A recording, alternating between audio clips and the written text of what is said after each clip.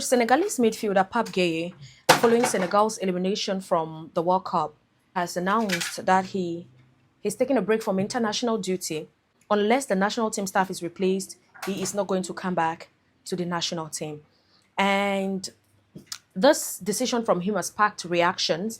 We know that Pape Gueye is an instrumental player for the Teranga Lions of Senegal. Let me remind you, he scored the winning goal against Morocco during the 2025 Africa Cup of Nations. We visibly saw frustration written all over the face of this player when he was substituted at the 66th minute. A player who still had enough to contribute to that game. To be honest, the coach's substitutions were very costly. Another thing that was visibly wrong with Senegal's play yesterday was the fact that you cannot be leading 2-0 until the 85th minute of play and you are trying to play offensive. Why? The lapses in midfield were too pronounced the moment Gueye was substituted because he was still very engaged on the pitch. The substitutions cost them that game yesterday. Lamine Camara will come in. You should be your fresh blood coming into a game. Your first touch on the ball at the 67th minute was a yellow card. And then that tackle. You know, some of us have been arguing that the penalty call was not necessary. The referee had to consider the timing of the game. But that was a clean penalty because you stopped a goal-scoring opportunity, a clear goal-scoring opportunity inside the box.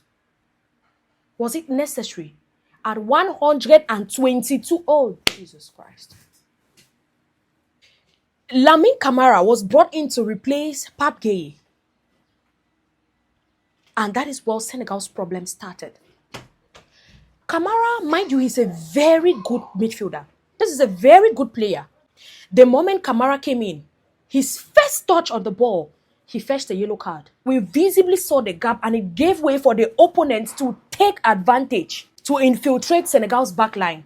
I'm not even d'accord with the fact that Sadio Mane had to play 90 minutes because we saw that he was already finished. He did not really have anything to offer on the pitch. But the moment you let Mane play extra time, it means you should be looking at penalties.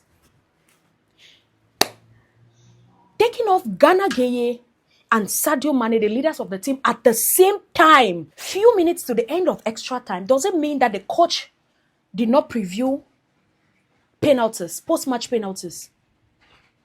And it is still the same Lamine Camara who considered the last-minute penalty that cost Senegal a spot in the round of 16. Senegal were a few minutes away from the next phase of the competition.